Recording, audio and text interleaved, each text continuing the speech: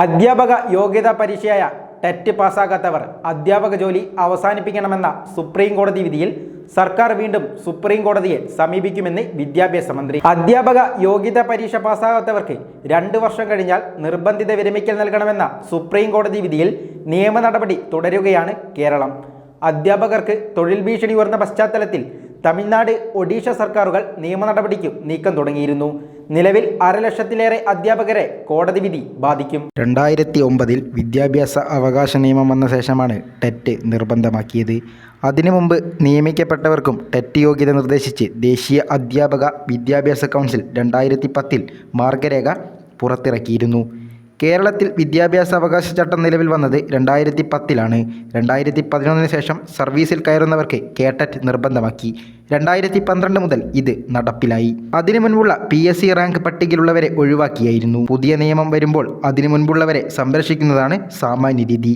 ഇതനുസരിച്ചായിരുന്നു കേരളമടക്കമുള്ള സംസ്ഥാനങ്ങളിലെ ഇളവ്. പക്ഷേ വിദ്യാഭ്യാസ അവകാശ നിയമപ്രകാരമുള്ള ടെറ്റ് യോഗ്യതയ്ക്ക് മുൻകാല പ്രാബല്യവും കണക്കാക്കിയാണ് കോടതിയുടെ വിധി. സർക്കാരിനെ കൂടാതെ ടെറ്റ് പ്രശ്നത്തിൽ സുപ്രീം കോടതിയെ സമീപിക്കാൻ പ്രതിപക്ഷ സംഘടനയായ KPSTA തീരുമാനിച്ചു. 50,000-ഓളം അധ്യാപകരെ ഈ വിധി ബാധിക്കും. വിഷയത്തിൽ കേന്ദ്ര സർക്കാർ നിയമനിർമ്മാണം നടത്തണമെന്നും ഈ വിധിയിൽ വ്യക്തത തേടുന്ന ഹർജി നൽകുമെന്നും മന്ത്രി V ശിവൻകുട്ടി വ്യക്തമാക്കി. കേരളത്തിലെ പൊതുവിദ്യാഭ്യാസ മേഖലയെ ഒരുപക്ഷെ 1 മുതൽ 10ാം ക്ലാസ് വരെയുള്ള അധ്യാപക രംഗത്തെ ഏകദേശം 1.25 ലക്ഷത്തോളം അധ്യാപകർ പഠിപ്പിക്കുന്നുണ്ട്. അതിൽ ഏകദേശം 50,000-ഓളം അധ്യാപകർക്ക് നിബന്ധന പൂർണ്ണമായി നടപ്പാക്കി കഴിഞ്ഞാൽ പുറത്തു പോകേണ്ടി വരും. അതായത് 2017 സെപ്റ്റംബർ 1 എല്ലാ അധ്യാപകരും യോഗ്യത പാസ്സായില്ലെങ്കിൽ ഈ അധ്യാപകർക്ക് ജോലിയിൽ നിന്ന് പുറത്തു പോകേണ്ടി വരും. അധ്യാപക സംഘടനകളടക്കമുള്ളവർ ഇപ്പോൾ കോടതിയെ സമീപിക്കാൻ തീരുമാനിച്ചിട്ടുണ്ട്.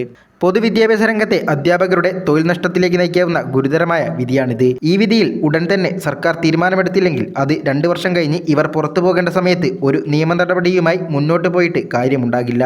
അതുകൊണ്ടാണ് ഉടൻ തന്നെ ഇതുമായി ബന്ധപ്പെട്ട് നിയമ നടപടി ആലോചിക്കാൻ സർക്കാർ തീരുമാനിച്ചിരിക്കുന്നത്. KFIL ന്യൂസ് ഡെസ്കിൽ നിന്നും അജയ് ദാസ്.